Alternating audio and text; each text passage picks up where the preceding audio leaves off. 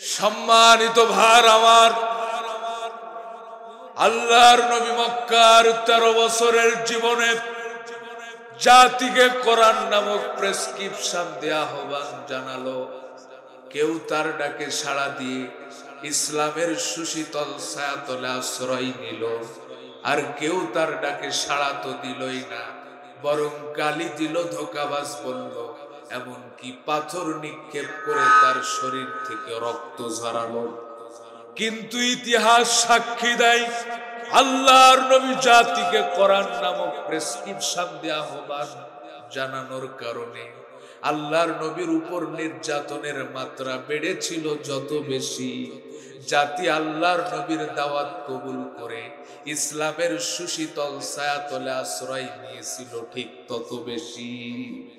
ভাইরা আমার, বন্ধুরা আমার, আজকের দিনেও প্রমাণ হয়ে গেছে সেই নবীর আদর্শ লালন করে যারা এ জাতিকে সেই কোরআন নামক প্রেসক্রিপশন দিয়ে আহ্বান জানিয়েছিল, তাদেরকেও এ জাতি থেকে বিচ্ছিন্ন করার জন্য দীর্ঘ 16 বছরে কত ষড়যন্ত্র আর চক্রান্ত করা হয়েছে।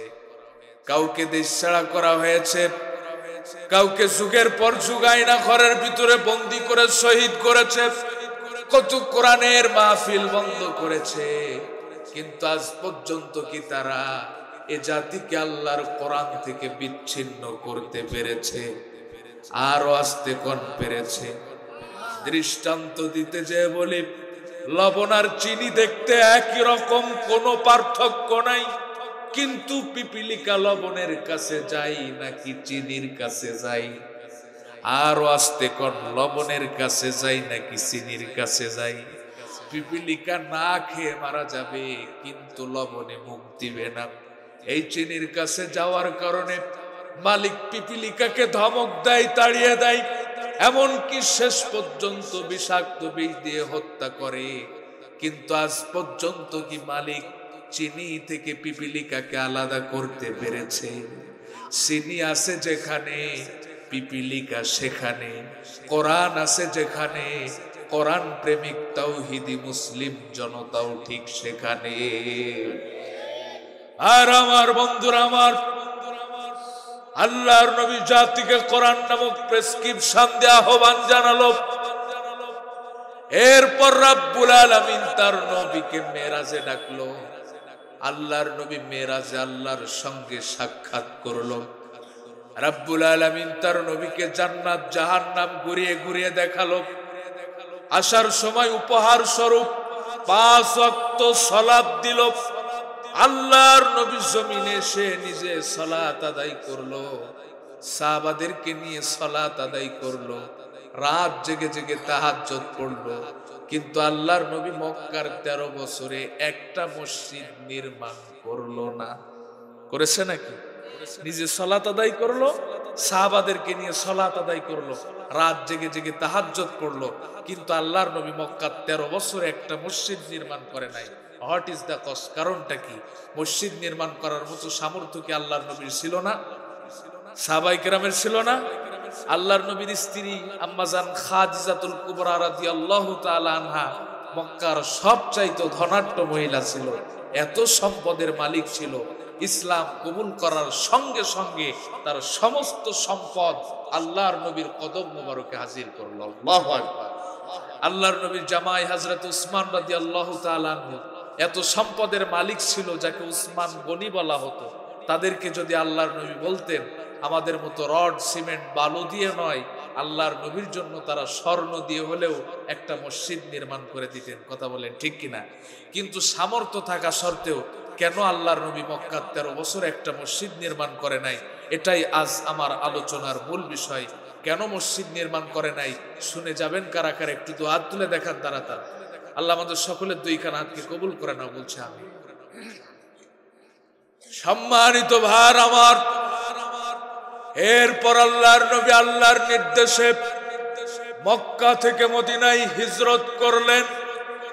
মদিনায় হিজরত করার সঙ্গে সঙ্গে মদিনার মানুষেরা তলা আল বাদরু আলাইনা ইনসানিয়াতিল ইদাই ওয়াজাবাত শুকরু আলাইনা মাদা লিল্লাহি দাই, এই গান গেয়ে গেয়ে তারা আল্লাহর নবীকে রিসিভ করলেন। শুধু এতটুকুই নয়, আল্লাহর নবী যখন মদিনায় প্রবেশ করলেন, মদিনার মানুষেরা মদিনার জমিনটাকে ইসলামের জন্য আল্লাহর নবীর হাতে তুলে দিলেন। আল্লাহর নবী মদিনায় সর্বপ্রথম উটের পিঠ থেকে যেই জায়গাটায় নামলেন, জায়গাটার নাম হচ্ছে কোবা। সাহাবাদেরকে নির্দেশ দিলেন, ও আমার প্রাণের সাহাবারা, এই জায়গায় একটা মসজিদ নির্মাণ করো, মসজিদটার নাম দাও মসজিদে কোবা। আমি নবী কথা দিলাম, এই মসজিদে যারা ইমানের সাথে 2 রাকাত সালাত আদায় করবে, রব্বুল আলামিন তাদের আমল নামায় একটা কবুল উমরার সওয়াব লিখে দিবে। এরপর আল্লাহর নবী মদিনার শহরের ভিতরে প্রবেশ করলেন, সাহাবাদেরকে নির্দেশ দিলেন, ও আমার প্রাণের সাহাবারা, মদিনার শহরের ভিতরে আর একটা মসজিদ নির্মাণ করো, মসজিদটার নাম দাও মসজিদে নববী। এইরকম ভাবে যে নবী মক্কার 13 বছরে একটা মসজিদ নির্মাণ করে নাই, সেই একই নবী মদিনার 10 বছরে 1-2টা নয়, নিজ হাতে 163টি মসজিদ নির্মাণ করলেন। যে নবী মক্কার 13 বছরে একটা মসজিদ নির্মাণ করে নাই, সেই একই নবী মদিনার 10 বছরে নিজ হাতে 163টি মসজিদ নির্মাণ করলেন। What is the cause? কারণটা কি? আচ্ছা বলুন তো, আপনারা যখন কোনো বিল্ডিং ওঠান, আগে কি বিল্ডিং ওঠান নাকি জমিনটারে নিজের নামে দলিল করেন? কথা বলেন না। 1 শতাংশ জমিন যখন অন্যের ভিতরে চলে যায়, মনে হয় গোটা যশোর জেলায় আপনার চাইতে বড় আমিন নাই। আর এখন কথা বলছেন না কেন? আগে কি বিল্ডিং ওঠান নাকি জমিনটারে নিজের নামে দলিল করেন? জমিন নিজের নামে দলিল না করে যদি বিল্ডিং ওঠাই, ওই বিল্ডিং কি স্থায়ী হবে নাকি ভেঙে দিবে? আল্লাহর নবী যখন মক্কায় ছিল, মক্কার জমিনের মালিক ছিল কারা? আবু জেহেল, আবু লাহাব, উতবা, সায়েবা, ওলীদ ইবনে মুগীরা, ইসলামের চরম দুশমনের সমস্ত কাফের মুশরিকরা। কথা কোন ঠিক কিনা? আপনারা দেখেছেন আমাদের পার্শ্ববর্তী রাষ্ট্র ভারত, সেখানে মুসলমানদের কয়েক শত বছরের পুরাতন ঐতিহ্য বাবরি মসজিদ, সেটাকে ভেঙে তারা মাটির সঙ্গে মিশিয়ে ওই জায়গায় আবার রাম মন্দির স্থাপন করেছে। এর কারণটা কি? এর কারণ হচ্ছে এখন আর ভারতের জমিন মুসলমানদের দখলে নাই, এখন ভারতের জমিন বিধর্মীদের দখলে। এই জন্য আল্লাহর নবী তার জীবনী থেকে উম্মতের জন্য এই মেসেজটাই দিচ্ছেন যে আগে মসজিদ নির্মাণ নয়, আগে জমিন দখল। আগে কি দখল? আর এই জন্যই আল্লাহ আমাকে আপনাকে এই পৃথিবীতে পাঠিয়েছে। শুধু যদি সুবহানাল্লাহ আলহামদুলিল্লাহ লা ইলাহা ইল্লাল্লাহ এই জিকির করার জন্য মানুষ সৃষ্টি করার দরকার হতো, আল্লাহর কি কোনো প্রয়োজন ছিল? কারণ আল্লাহর অসংখ্য সৃষ্টি রাত দিন 24 ঘন্টা জিকির করছে। কার? আর জোরে কোন কার? সুতরাং আমাকে আপনাকে আল্লাহ শুধু জিকির করার জন্য পাঠাই নাই, ইন্নী জাইলুম ফিল আরদি খলিফা, এ জমিনের খেলাফতের দায়িত্ব দিয়ে পাঠিয়েছে। কথা বলেন ঠিক কিনা? সেই খেলাফতের দায়িত্ব আবার আমাদের হাতে নিতে হবে। পারবো তো ইনশাআল্লাহ? আর একটিবার সেই খেলাফতের দায়িত্ব হাতে নেওয়ার জন্য এ মুসলিম উম্মাকে জাগ্রত হতে হবে। পারবো তো ইনশাআল্লাহ? আর এই মুসলমান যদি জেগে ওঠে, প্রথম কেবলার চাইলেও কেউ দখল করে রাখতে পারবে না। আর এই মুসলমান যদি জেগে ওঠে, সুইডেনে আর কখনোই কোরআন পড়াতে পারবে না। আর এই মুসলমান যদি জেগে ওঠে, ফ্রান্সেই হোক অথবা হিন্দুস্তানেই হোক, আমার রাসূলকে গালিগালাজ করার দুঃসাহস কারো হবে না। আর এই মুসলমান যদি জেগে ওঠে, পৃথিবীর কোন প্রান্তে আমার মা বোন ধর্ষিত হবে না। আর এই মুসলমান যদি জেগে ওঠে, ফিলিস্তিনে হোক অথবা ইন্ডিয়াতে হোক, মুসলমানদের বুকে বুলেট নিক্ষেপ করার দুঃসাহস পৃথিবীর বুকে কোনো স্বৈরাচারের হবে না। ওরে মুসলিম তুই আজও কেন বসে, ওরে মুসলিম তুই আজও কেন বসে, চারিদিকে আজ মুসলমানের কান্নার আওয়াজ ভাসে, চারিদিকে আজ মুসলমানের কান্নার আওয়াজ ভাসে। আর বিশ্ব আজি ভরে গেছে মুসলমানের লাশে। ওরে মুসলিম তুই আজও কেন বসে, ওরে মুসলিম তুই আজও কেন বসে, ঠিক কিনা? চোখ কান বুঝে বোবার বেশে থাকবি কত কাল, দুনিয়ার এই স্বার্থের লোভে হইয়া মাতাল। চোখ কান বুঝে বোবার বেশে থাকবি কত কাল, দুনিয়ার এই স্বার্থের লোভে হইয়া মাতাল। আরে তোর চেহারাই বীর খালিদের, আরে তোর চেহারাই বীর খালিদের প্রতিচ্ছবি ভাসে, ওরে মুসলিম তুই আজও কেন বসে, ওরে মুসলিম তুই আজও কেন বসে। একটু জিকির করো লা ইলাহা, না থাক চা থাক, লা ইলাহা।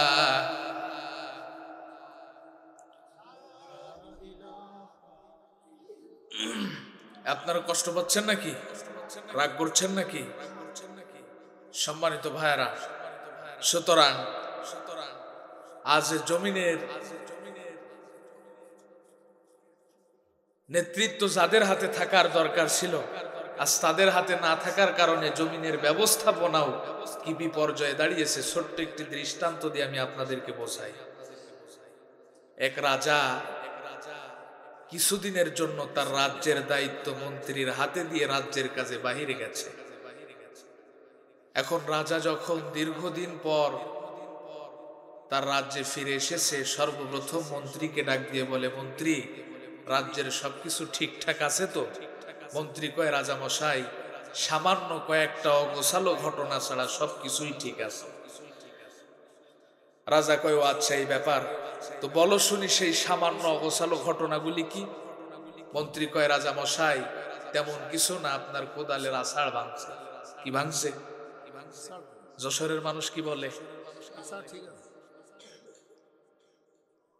রাজা কয়, ও আচ্ছা, তো কোদালের আষাঢ় ভাঙলো কেমনে? মন্ত্রী কয়, রাজা মশাই, আপনার শখের যে ঘোড়াটা ছিল, ওই ঘোড়াটা মারা গেছে, ওই ঘোড়ার কবর খুঁড়তে যে এই কোদালের আষাঢ় ভাঙছে। রাজা কয়, বেটা মন্ত্রী, আমার শখের ঘোড়া মরলো কেমনে? মন্ত্রী কয়, রাজা মশাই, আপনার শখের যে আম গাছটা ছিল, ওই আম গাছটা কাটতে যে আম গাছের ডাল ঘোড়ার পিঠে পড়ে ঘোড়া মারা গেছে। রাজা কয়, বেটা মন্ত্রী, তুই আর কাম পাস নাই, আমার আম গাছ কাটতে গেছিস? এই বেটা মন্ত্রী, আমার আম গাছ কাটছিস কেন, তাই আগে বল। মন্ত্রী কয়, রাজা মশাই, আমার কি দোষ বলুন? আপনার মাই তো বলেছিল আমার শেষ যাত্রায় যেন এই আম গাছটা দিয়ে আমার চিতা জ্বালানো হয়। রাজা কয়, বেটা মন্ত্রী, তার মানে আমার মাও শেষ? এই বেটা মন্ত্রী, আমার মা মরছে কেমনে, তাই আগে বল। মন্ত্রী কয়, রাজা মশাই, আপনার মায়ের বয়স হয়েছে, এই শেষ বয়সে সে আর পুতার শোকের ধাক্কাটা সইতে পারে নাই। রাজা কয়, বেটা মন্ত্রী, তার মানে আমার ছেলেও শেষ? এই বেটা মন্ত্রী, আমার ছেলে মরছে কেমনে, তাই আগে বল।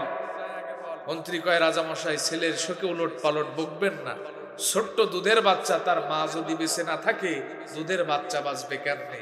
রাজা কয়, বেটা মন্ত্রী, তার মানে আমার বউ শেষ? মন্ত্রী কয়, জি রাজা মশাই, এই সামান্য কয়েকটা অগোছালো ঘটনা ছাড়া সবকিছুই ঠিক আছে। রাজা কয়, বেটা মন্ত্রী, এগুলি যদি সামান্য অগোছালো ঘটনা হয়, তাহলে জটিল ঘটনা কি? আজ আমাদের অবস্থাও ঠিক একই পর্যায়ে দাঁড়িয়েছে।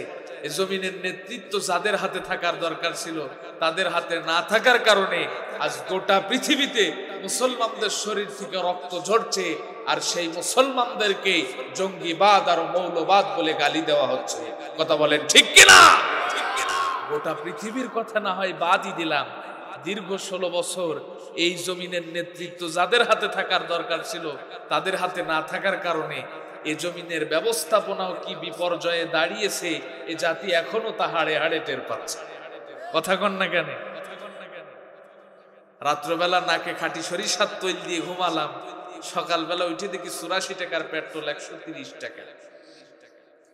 যেই খাঁটি সরিষার তেল নাকে দিয়ে ঘুমালাম, সেই 150 টাকার সরিষা 300 টাকা।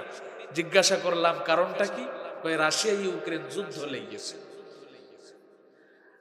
আমি এদেশের একজন স্বাধীন নাগরিক, এটা একটা গণতান্ত্রিক রাষ্ট্র। আমার নাগরিক অধিকার আদায়ের জন্য ভোট কেন্দ্রে গেলাম, যে দেখি কারা তাহাজ্জুদ পড়েই দায়িত্ব করে আমার ভোটটা দিয়ে দিয়েছে। জিজ্ঞাসা করলাম, ভাই এটা আবার কোন পদ্ধতি? কয় হুজুর এটাই স্মার্ট পদ্ধতি। কথা কন না কেন? এই স্মার্ট পদ্ধতির ঠেলায় আজ পর্যন্ত ভোট দেওয়ার সৌভাগ্য আমার কিসমতে জোটে নাই। আমার মতো সৌভাগ্যবান ব্যক্তি এই মাহফিলে কে কে আছেন একটু হাত তুলে দেখান তো। কোনে ওয়াজ করতে আসলাম, হাত নামা। 41 সালের আগে কেউ আমাদের নৌকা ডোবাতে পারবে না। এখন তো নদীও আছে, পানিও আছে, মাগার চালাবার জন্য নৌকাও নাই, মাঝিও নাই। আওয়াজ তুলে বলুন কথা ঠিক কিনা? ও তুমি কেমন নৌকার মাঝি, এখন তোমার নৌকা চলে না। বুবু গো ও তুমি কেমন নৌকার মাঝি, এখন তোমার নৌকা চলে না। ঠিক কিনা বলেন? তোমার নৌকার পাল ছিঁড়েছে তুমি তো জানো না, লগি বৈঠা ভেঙে গেছে খবর তো রাখো না। বুবু গো ও তুমি কেমন নৌকার মাঝি, এখন তোমার নৌকা চলে না। ঠিক কিনা বলেন? সব খুনিদের বিচার বুবু হবে আনা আনা, তোমার বিচার হবে বুবু পুরোই 16 আনা। বুবু গো ও তুমি কেমন নৌকার মাঝি, এখন তোমার নৌকা চলে না। ঠিক কিনা বলেন? এই প্রত্যেকটা চোরের বিচার আমার বাংলার জমিনে দেখতে চাই। কথা বলেন ঠিক কিনা? সেই দিল্লির দাদা বাড়ি যে পালাক আর স্বামীর বাড়ি যে পালাক, সেখান থেকে ধরে এনে এদেশের 18 কোটি জনতার সামনে এদের বিচার ফয়সালা করতে হবে। কথা বলেন ঠিক কিনা?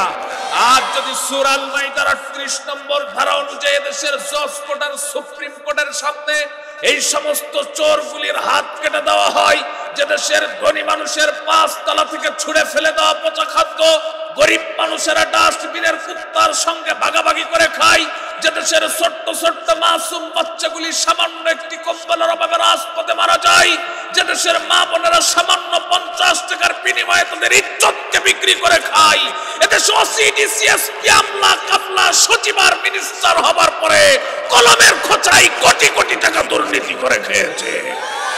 আজ যদি সূরা আল মাইদার 38 নম্বর ধারা অনুযায়ী দেশের জজ কোর্ট আর সুপ্রিম কোর্টের সামনে এই সমস্ত চোরগুলির হাত কেটে দেওয়া হয়, আর দেশের সমস্ত চ্যানেল স্যাটেলাইট গুলি যদি তা বারবার দেখায় আর প্রচার করে, সিলেট সুনামগঞ্জ কলাউড়া নয়, টেকনাফ থেকে তেতুলিয়া নয়, রূপসা থেকে পাথুরিয়া নয়, আগামী দিনে শাহজালালের ভূখণ্ডে এদেশের মানুষের গণতান্ত্রিক অধিকার চুরি করার দুঃসাহস কারো হবে না।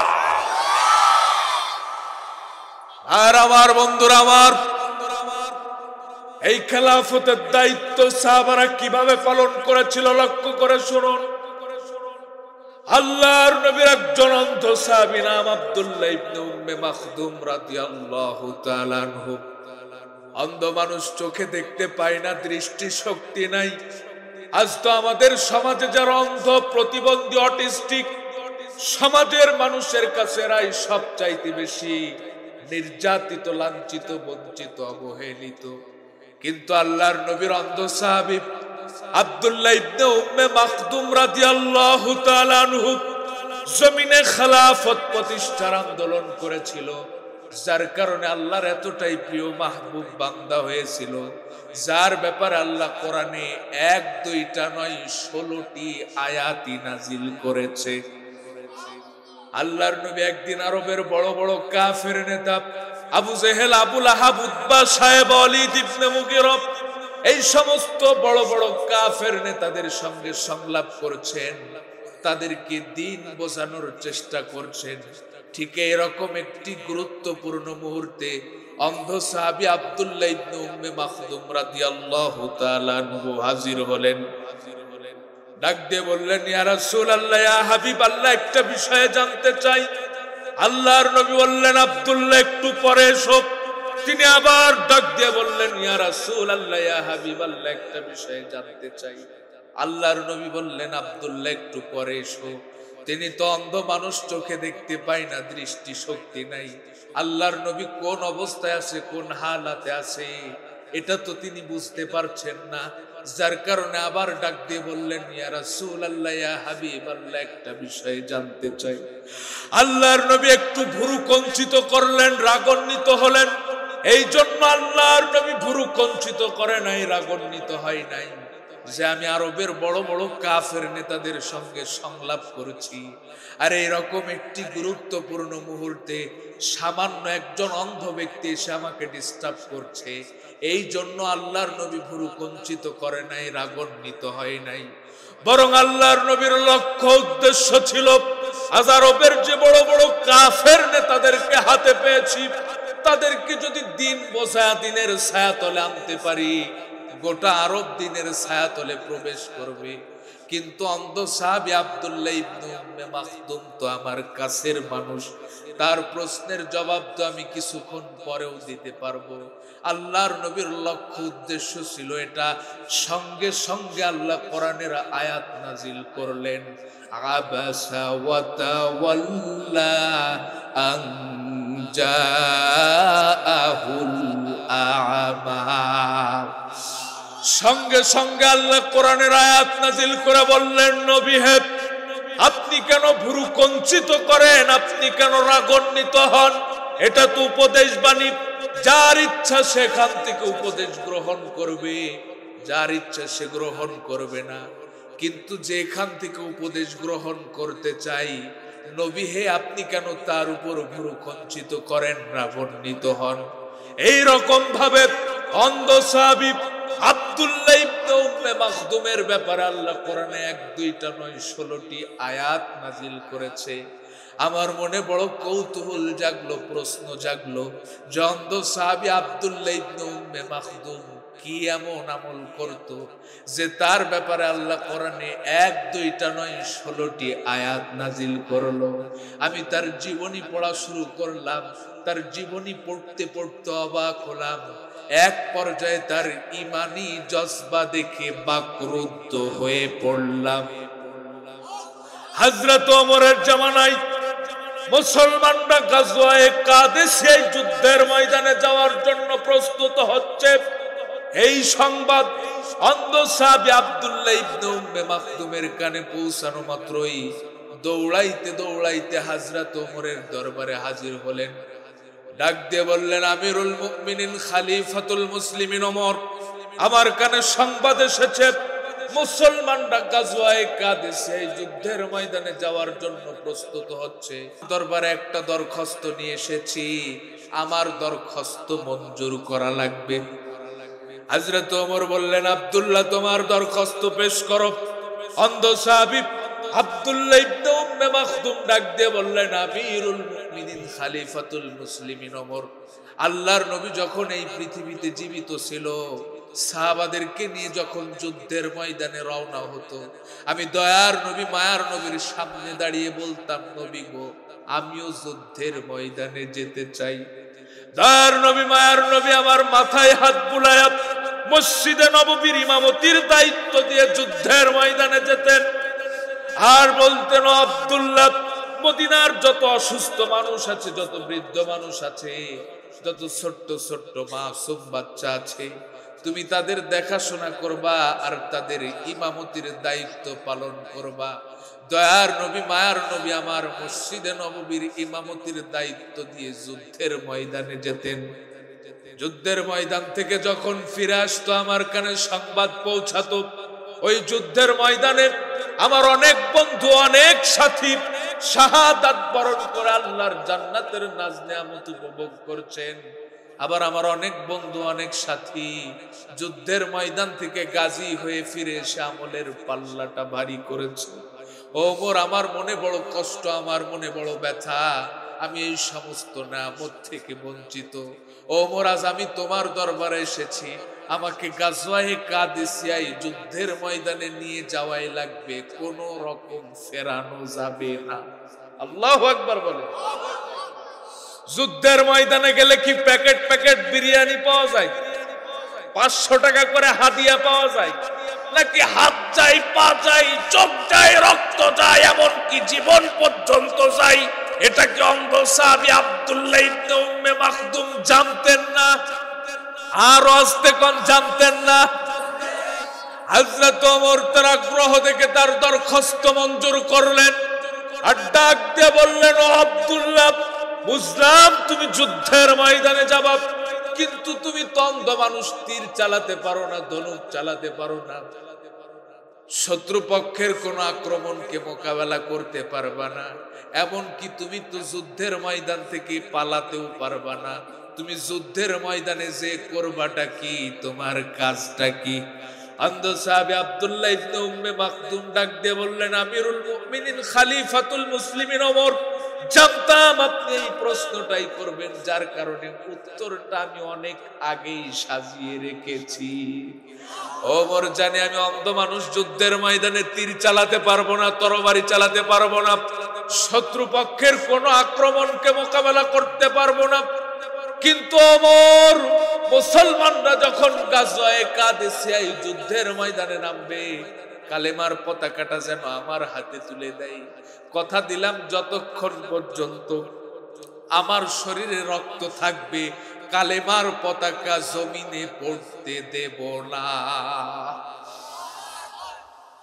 হযরত ওমর তার আগ্রহ দেখে তার দরখাস্ত মঞ্জুর করলেন আর সেনা প্রধানকে ডাক দিয়ে বললেন, ও সেনা প্রধান, আমি আমার ভাই আব্দুল্লাহর দরখাস্ত মঞ্জুর করলাম, তোমরা যখন গাজওয়ায়ে কাদেসিয়ায় যুদ্ধের ময়দানে নামবা, কালেমার পতাকাটা আমার ভাই আব্দুল্লাহর হাতে তুলে দিবা। জিহাদের কি প্রেরণা দেখেন! আর সেই জিহাদের কথা শুনলে আমার দেশের এক শ্রেণীর মানুষ জঙ্গিবাদের গন্ধ পাই। আওয়াজ তুলে বলুন, কথা ঠিক কিনা ভাই? ইসলামে জিহাদ হচ্ছে ফরজ আর জঙ্গিবাদ হচ্ছে হারাম। অসহায় মানুষের উপর নির্যাতন করার নাম জিহাদ নয়। যারা নিজেদের অধিকার আদায়ের জন্য আল্লাহর জমিন, আল্লাহর দ্বীন প্রতিষ্ঠার জন্য রাজপথে সংগ্রাম করে, তাদেরকে লগি বৈঠা দিয়ে পিটিয়ে পিটিয়ে হত্যা করার নাম জিহাদ নয়। জাতির শ্রেষ্ঠ সন্তান আলেমদেরকে যুগের পর যুগ মিথ্যা মামলায় আয়না ঘরের ভিতরে বন্দী করে রাখার নাম জিহাদ নয়, এটার নামই হচ্ছে জঙ্গিবাদ। জিহাদ হচ্ছে অন্যায় যেখানে, প্রতিরোধ সেখানে। আরে জিহাদ তো সন্ত্রাসের প্রতিশব্দ হিসেবে আসে নাই। আরে জিহাদ তো এসেছে সন্ত্রাসকে দমাতে। আরে জিহাদ তো এসেছে মাজলুমের চোখের পানি মুছে দিতে। আরে জিহাদ তো এসেছে যে কুফর আর শিরক ইসলামকে নিশ্চিহ্ন করতে চাই, সেই কুফর আর শিরককে চরম শিক্ষা দিতে। আরে জিহাদ তো এসেছে ইজ্জত হারা মায়ের ইজ্জত ফিরিয়ে দিতে। আরে জিহাদ তো এসেছে বাবা হারা সন্তানকে আগলে নিতে।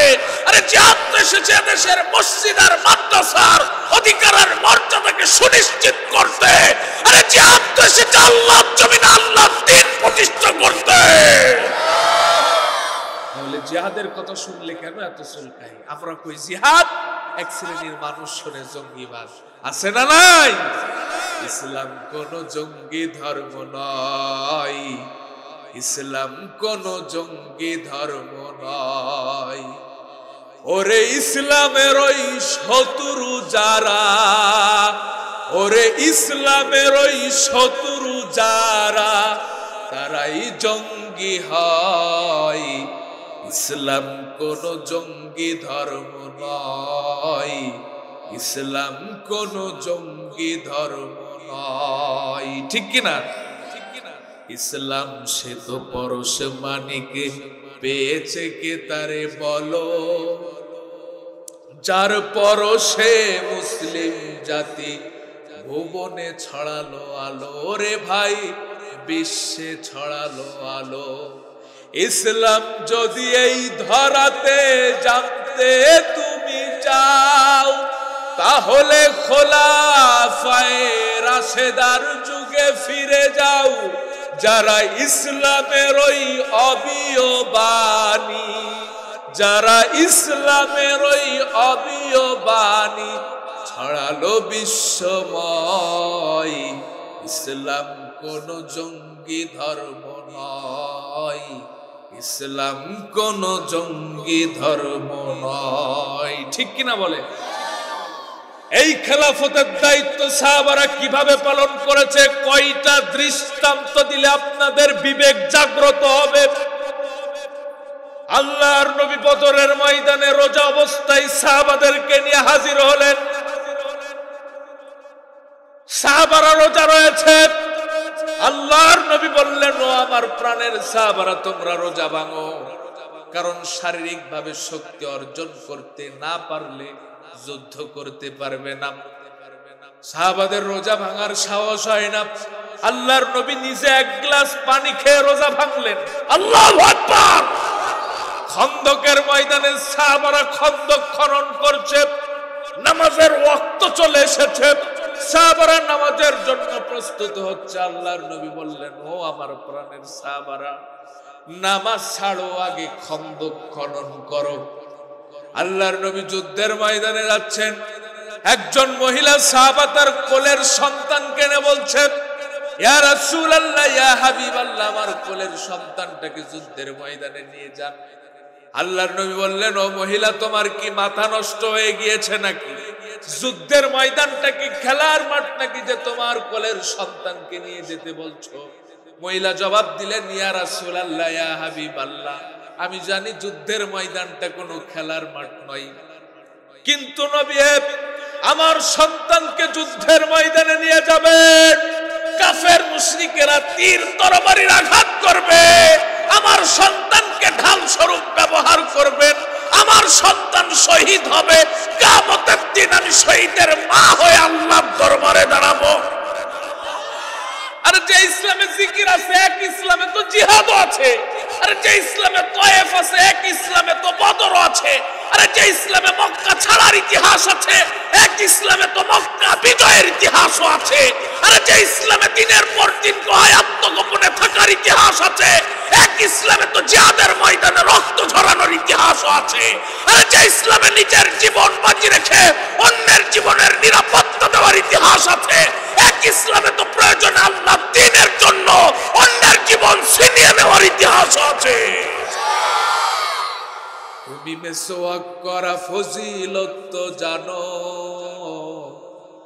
খাবার শেষে মিষ্টি মুখের হাদিসটাও মানো, শুধু হক কথাটা উচ্চ স্বরে বলতে পারো না, অন্যায় দেখে বারুদ হয়ে জ্বলতে পারো না, শুধু হক কথাটা উচ্চ স্বরে বলতে পারো না, অন্যায় দেখে বারুদ হয়ে জ্বলতে পারো না।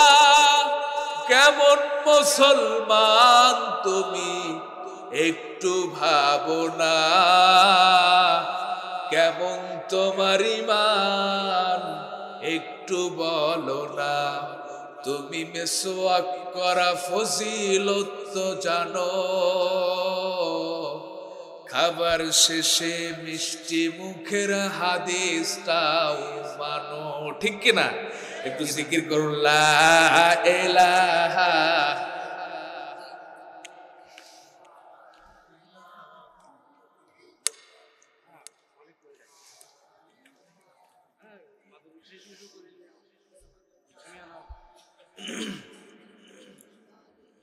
জোরে লা ইলাহা।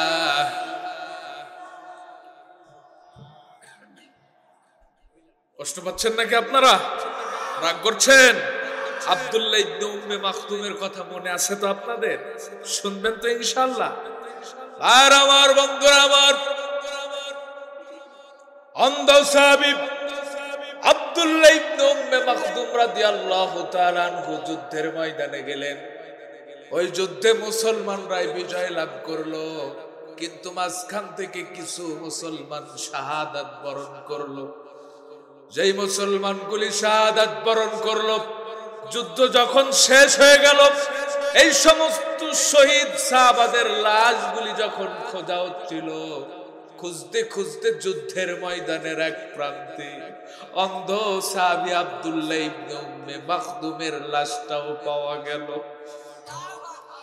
সমস্ত শরীরে তীর তরবারির আঘাত, সমস্ত শরীর ক্ষত বিক্ষত, নিথর দেহটা জমিনে পড়ে আছে। কিন্তু অবাক করা বিষয় কি জানেন? আব্দুল্লাহ ইবনে উম্মে মাকদুম শহীদ হয়ে জমিনে পড়ে আছে, কিন্তু হাত থেকে কালেমার পতাকাটা জমিনে পড়ে নাই।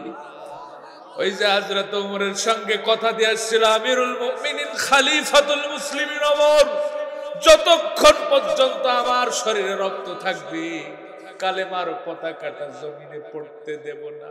তার মানে প্রচন্ড বেগে যখন যুদ্ধ হচ্ছিল, অন্ধ সাহাবী আব্দুল্লাহ ইবনে উম্মে মাকদুমের হাতে কালেমার পতাকা, কাফেরদের তো বুঝতে মোটেও কষ্ট হয় নাই যে সে একজন মুসলমান। ইচ্ছা মতো তীর তরবারির আঘাত করেছে। আমাদের শরীরে তো সামান্য একটা মশা বসলেও হাত দিয়ে প্রতিরোধ করার চেষ্টা করি, কিন্তু মৃত্যুর পরেও অন্ধ সাহাবী আব্দুল্লাহ ইবনে উম্মে মাকদুমের হাতে কালেমার পতাকা এটাই প্রমাণ করে তার হাতে কালেমার পতাকা থাকার কারণে তীর তরবারির আঘাত এসে লেগেছে, কিন্তু হাত দিয়ে প্রতিরোধ করার চেষ্টাটুকু করে নাই। আর আমরা তো সে আব্দুল্লাহ ইবনে উম্মে মাকদুমের উত্তরসূরি, ঠিক কিনা বলেন? আরে আমাদের আদি পিতাও নবী, জাতির পিতাও নবী। আরে নবীর রক্ত আমাদের শরীরে প্রবাহিত। আরে নবীর রক্ত গায়ে নিয়ে তো আর বাতিলের সামনে মাথা নত করতে পারি না। আরে জান দিতে পারি কিন্তু ঈমান দিতে পারি না। আরে নবীর রক্তই তো আমাদেরকে শিখিয়েছে এই মাথা সর্বদাই উপরে থাকবে। যদি নত হতে হয় এক আল্লাহর সামনেই নত হবে, তাছাড়া পৃথিবীর কোন শক্তির সামনে এই মাথা নতি স্বীকার করবে না। আরে কিসের ভয়? আমাদের জন্য তো এক আল্লাহই যথেষ্ট।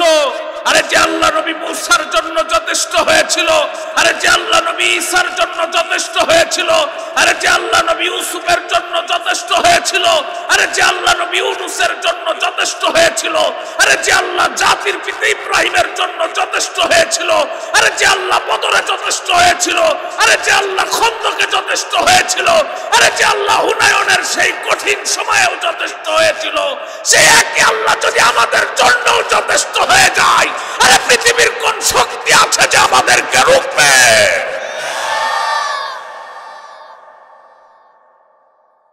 পারবো তো আমরা আব্দুল্লাহ ইবনে উম্মে মাকদুমের মতো চরিত্র গঠন করতে? পারবো তো ইনশাআল্লাহ। আমার যুবকদেরকে বলছি, আজ আমার যুবকদের চরিত্র নষ্ট করার জন্য একটা কুচক্রী মহল দীর্ঘ সময় ধরে ষড়যন্ত্র আর চক্রান্ত চালিয়ে যাচ্ছে, এবং বলা যায় তারা অনেকটাই সফল হয়েছে, ঠিক কিনা বলেন? অতএব আজ প্রমাণ হয়ে গেছে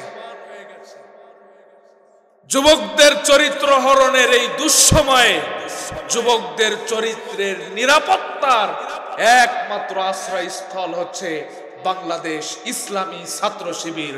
আওয়াজ তুলে বলুন কথা ঠিক কিনা? আমার শিবিরের ছেলেরা টেন্ডারবাজ নয়, চাঁদাবাজ নয়, মাদকাসক্ত নয়, নারী নিয়ে রিসর্টে রাত কাটায় না, সামান্য পদ পদবীর জন্য চেয়ার ভাঙাভাঙি করে না। বরং আমার শিবিরের ছেলেদেরকে যখন কোনো দায়িত্ব দেওয়া হয় ছোট্ট বাচ্চাদের মতো ফুপিয়ে ফুপিয়ে কাঁদে। আমার শিবিরের ছেলেরা রাত্রবেলা মাদক আর নারী নিয়ে ব্যস্ত থাকে না, তাহাজ্জুদের জায়নামাজে চোখের পানি দিয়ে জায়নামাজ। আমার শিবিরের ছেলেরা একদিকে যেমন চরিত্রবান, অপরদিকে মেধাবীও। এদেশের সর্বোচ্চ বিদ্যাপীঠগুলিতে প্রতি বছর সর্বোচ্চ মানের রেজাল্ট আমার শিবিরের ছেলেরা উপহার দিয়েছে, ঠিক কিনা বলেন? আর সেই সোনার ছেলেদেরকে অপবাদ দেওয়া হয় তারা নাকি মানুষের পায়ের রগ কাটে। কথা কন না কেন? এই সমস্ত আজে বাজে কথা বলে আর জাতিকে বিভ্রান্ত করা যাবে না, কারণ জাতি এখন অনেক সচেতন, ঠিক কিনা কন?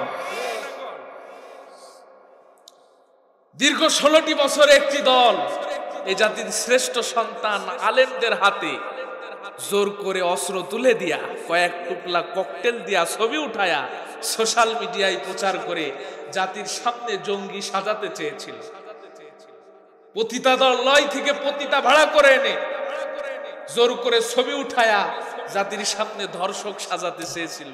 এ জাতি তাদেরকে দাদা বাড়ির টিকিট কাটিয়ে ছেড়েছে। সামনের দিনেও যদি সেই একই পন্থাকে অবলম্বন করে তাদেরকে ওই জাতি দাদা বাড়ির টিকিট কাটিয়ে ছাড়বে, ঠিক কিনা বলেন? এই জন্য আমার প্রিয় অভিভাবকদেরকে বলছি, বৃদ্ধ বয়সে যদি সন্তানের কাছে নির্যাতিত, লাঞ্ছিত, বঞ্চিত, অপমানিত না হতে চান, আপনার সন্তানকে শিবিরে দেন। আপনার সন্তান শুধু আপনার কল্যাণে আসবে না, গোটা জাতির কল্যাণে আসবে। আপনার সন্তান প্রয়োজনে এদেশের স্বাধীনতা, সার্বভৌমত্ব রক্ষার্থে আবু সাইদের মতো বুলেটের সামনে মুখ পেতে দিয়ে এদেশের 18 কোটি জনতার নিরাপত্তা দিবে। আর আমার বন্ধুরা, আমার যুবকদের চরিত্র নষ্ট করার জন্য কত সূক্ষ্ম সূক্ষ্ম ষড়যন্ত্র আর চক্রান্ত চলছে, আপনি কল্পনাও করতে পারবেন না। এদেশের সর্বোচ্চ বিদ্যাপীঠগুলি, যেখানে জাতির চরিত্র গঠনের শিক্ষা দেওয়া হয়, সেই সর্বোচ্চ বিদ্যাপীঠগুলিতেও রাসূলের জীবনীকে ছুঁড়ে ফেলে দিয়ে ট্রান্সজেন্ডার আর দারোইনের মতবাদ শিক্ষা দেওয়া হয়। যার কারণে দেশের সর্বোচ্চ বিদ্যাপীঠগুলিতেও ধর্ষণের সেঞ্চুরি হয়, বাবার সামনে তার কন্যা ধর্ষিত হয়, ঠিক কিনা?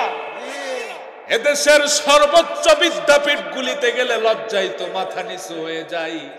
গাছের গোড়ায়, গাছের মাজায়, গাছের আগায় সব কবুতরের বাচ্চার মতো জোড়াই জোড়াই। কার্তিক মাসের কুত্তার লজ্জা শরম আছে, কিন্তু এদের কোনো লজ্জা শরম নাই। কি দেবে রায় জাতিকে? যে জাতির চরিত্র নাই, যে জাতির ইউনিভার্সিটির ছেলেরা চরিত্রহীন, বিয়ের আগে অন্য মেয়েকে পাশে বসায়, কোলে বসায় ঘন্টার পর ঘন্টা প্রেম করে। এরা যখন বড় হয়ে ওসি হবে, ডিসি হবে, ডিবি হবে, ওই যে আমাদের ভাতের হোটেলের মালিক হাউন আঙ্কেলের মতো 16 সেকেন্ডের ভিডিও গোটা দেশবাসী দেখতে পাবে। কি দেবে রায় জাতিকে? যে জাতির চরিত্র নাই। আর আমরা তো সেই জাতি যে অর্থের বলে বিজয় অর্জন করে নাই, অস্ত্রের বলে বিজয় অর্জন করে নাই, জনশক্তির বলে বিজয় অর্জন করে নাই, ঈমান আর চরিত্রের বলে বিজয় অর্জন করেছে। আর আজ সেই জাতির চরিত্র নষ্ট করার জন্য সকল প্রকার ষড়যন্ত্র আর চক্রান্ত চলছে। বিয়ের আগে ভালোবাসা, বিয়ের পরে নিজের ঘরের স্ত্রী বাদ দিয়া, মিটার লাইন বাদ দিয়া সাইড লাইনের প্রতি ভালোবাসা। গোটা দেশে এখন অবৈধ প্রেম আর অবৈধ ভালোবাসার জোয়ারে ভাসতেছে। একজনের স্বামী আর একজনের স্ত্রীর সঙ্গে অবৈধ প্রেম করছে, রাতে রাতে অবৈধ মেলামেশা করছে, অবৈধ সন্তান পেটে ধারণ করছে। আর এই অবৈধ সন্তানগুলি বড় হয়ে দীর্ঘ 16টি বছর এ জাতির শ্রেষ্ঠ সন্তান আলেমদের উপর নির্যাতন চালিয়েছে, ঠিক কিনা বলেন? এদেশের নায়িকা, গায়িকা, নর্তকী যারা নিজেদের দেহ ব্যবসা করে খায়, মদের মামলা খায়া কারাগারে ঢুকলো, যখন বাইর হলো মনে হলো কোনো বিউটি পার্লার থেকে বাইর হয়ে আসলো। কথা কন না কেন? আর এ জাতির শ্রেষ্ঠ সন্তান আলেমেরা মিথ্যা মামলায় কারাগারে গিয়েছে। তাদেরকে যখন আদালতে ওঠানো হয়েছে, কেউ বা হুইল চেয়ারে, কারো বা হাতে আর পায়ে বেড়ি, ঠিক কিনা বলেন? যারা জাতির শ্রেষ্ঠ সন্তান আলেমদের হাতে আর পায়ে বেড়ি পরিয়েছিল, মিথ্যা মামলায় বছরের পর বছর কারাগারের ভিতরে বন্দী করে রেখেছিল, ইসলামী আন্দোলনের নেতা কর্মীদেরকে মিথ্যা মামলায় ফাঁসির কাস্টে ঝুলিয়েছিল, এরাই সেই পিতৃ পরিচয়হীন অবৈধ মায়ের অবৈধ সন্তান, ঠিক কিনা বলেন?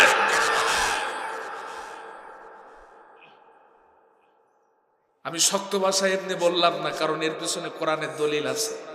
আজ থেকে প্রায় 1500 বছর পূর্বে আল্লাহ সূরা কলামের ভিতরে জানিয়ে দিয়েছেন, অতুল্লিম বাদা যালিকা জানিম, হে নবী এদের জন্মের তালাশ করে দেখেন, একটারও জন্মের ঠিক নাই। আজ তারা কোথায়? দীর্ঘ 16 বছরে কত নেতা দেখলাম, পাতি নেতা, ছাতি নেতা, দেশি নেতা, বিদেশি নেতা, হাইব্রিড নেতা, নেতার ঠেলাই মঞ্চ ভেঙে পড়ে। চুলদাড়ি পেকে শুনো হয়ে গিয়েছে উনি নাকি যুব নেতা, 5 সন্তানের বাবা, উনি নাকি ছাত্র নেতা। গত বছর গাইবান্ধা এক মাহফিল কমিটি পোস্টার হাতে দিয়েছে। আমি পোস্টার হাতে নিয়ে আমার নিজের নামই খুঁজে পাইনি, এত পরিমাণ নেতার নাম, কয়েকশো নেতার নাম। কমিটিকে জিজ্ঞাসা করলাম, হোয়াট ইজ দ্য কজ, কারণটা কি? কয় হুজুর এগো নাম না দিলে তো মাহফিলই হবে না। আজ তো আলহামদুলিল্লাহ কোরআনের এই মঞ্চটা ইসলামী আন্দোলনের নেতা কর্মীদেরকে দিয়ে ভরপুর, ঠিক কিনা বলেন? কিন্তু দীর্ঘ 16 বছরে এই মঞ্চে আমরা কাদেরকে দেখেছি? লাউ চোরা, কদু চোরা, ছাগল চোরা, মুরগি চোরা, ফেন্সিডি লিয়া আবার সারা রাত মাল খায়া টাল হইয়া গাছের ধাক্কা দিয়ে বলে ভাইজান সাইড দেন, আর কতক্ষণ খাড়া থাকবেন? এনারাই কোরআনের মাহফিলের প্রধান অতিথি। কথা কন না গেলে সাদে মারলেই বাম্পারে ফেল, দাড়ি নেই মসরি কিছু টিরাকের বাম্পারের মতো।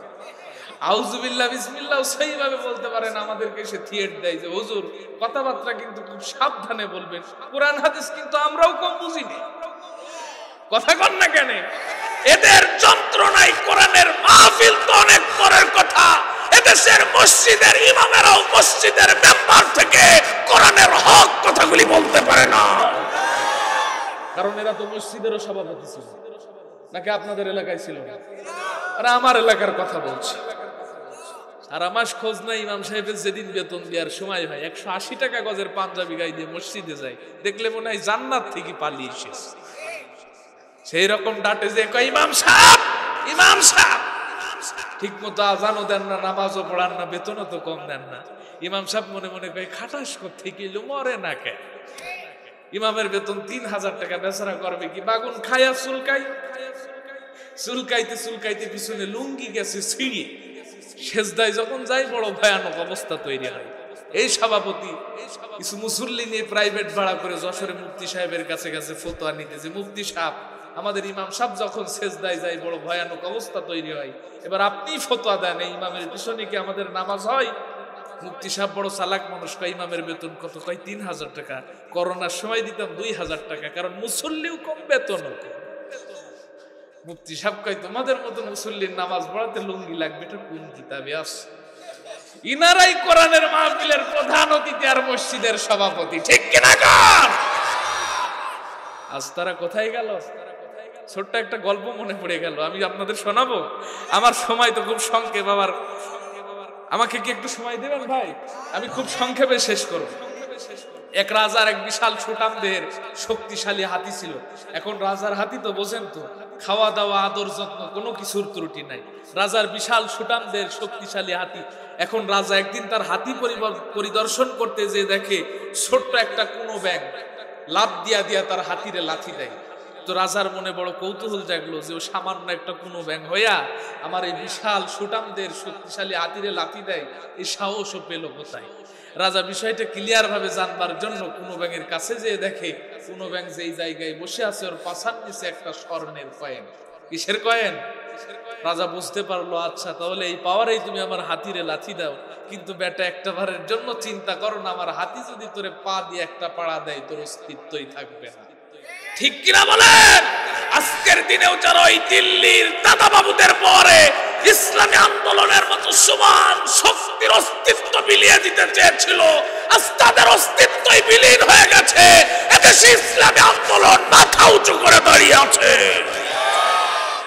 আজ তারা কোথায়? ওদের সারা দেশটা কেমন লাগে ফাঁকা ফাঁকা। আরে ওদের সারা দেশটা কেমন লাগে ফাঁকা ফাঁকা। আরে আইন মন্ত্রী আটকে গেল আইনের ওই ফাঁকে, দাড়ি ছাড়া দরবেশেরই ভণ্ড ভণ্ড লাগে। আরে আইন মন্ত্রী আটকে গেল আইনের ওই ফাঁকে, দাড়ি ছাড়া দরবেশেরই ভণ্ড ভণ্ড লাগে। আরে শুনছি কত নেতা নেত্রী, আরে শুনছি কত নেতা নেত্রী খাইতেছে ভাই ডান্ডা। বিচারপতি কালামানিকের ফাটিয়েছে নাকি আন্ডা। আরে ওদের সারা দেশটা কেমন লাগে ফাঁকা ফাঁকা। ঠিক কিনা? আরে কোথায় গেল সংসদে ওই মমতাজের গান? আরে কোথায় গেল হযরত বলা স্বামী মুসলমান? আরে কোথায় গেল সংসদে ওই মমতাজের গান? আরে কোথায় গেল হযরত বলা স্বামী মুসলমান? আরে কোথায় গেল আরাফাত আর ব্যারিস্টার সুমন? কথা বলার সময় তারা করেনি ওজন। আরে ওদের সারা দেশটা কেমন লাগে ফাঁকা ফাঁকা, ঠিক কিনা? আরে কাউয়া সাড়ে জানি না কোথায় আছে, গোপনে কি তারাও গেল মোদি দাদুর কাছে। আরে কাউয়া কাদের জাফর সাড়ে জানি না কোথায় আছে, গোপনে কি তারাও গেল মোদি দাদুর কাছে। আরে কোথায় গেল এসা আলমের, আরে কোথায় গেল এসা আলমের কাড়ি কাড়ি টাকা, ওদের সারা দেশটা কেমন, কথা কন না কেন, ওদের সারা দেশটা কেমন, কোথায় গেল তাদের অস্তিত্ব? এই জন্য সম্মানিত উপস্থিতি, অহংকার হচ্ছে আল্লাহ চাদর। যুগে যুগে যারা এই অহংকার করেছে তাদেরকে আল্লাহ এইভাবেই দুনিয়ার বুক থেকে তাদের পতন ঘটিয়েছে, ঠিক কিনা বলেন?